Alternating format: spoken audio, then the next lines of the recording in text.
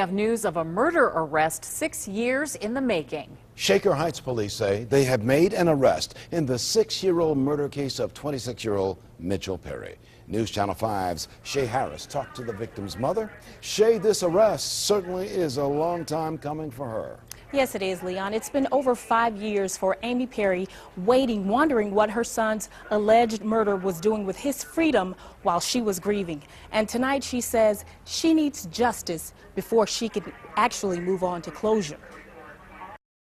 Amy Perry recalls the day police knocked on her door telling her that her 26-year-old son, Mitchell Perry, had been brutally murdered. They knocked on my door and told me that my son was the victim of a homicide. I mean, nobody can even imagine that. Perry suffers from congestive heart failure. She says she relied on her son to cope with the disease. To her, he was the glue that held her family together. We loved him.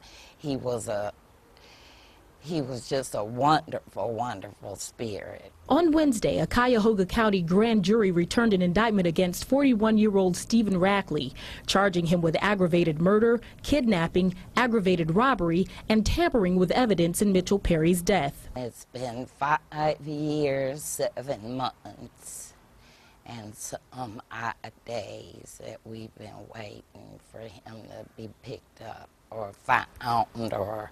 80-year-old Clarence Rogers says he's been waiting for this day for the victim's family. Perry's body was found lying in Rogers' backyard. I guess my biggest emotional fear at that time was who would invade my privacy to this extent.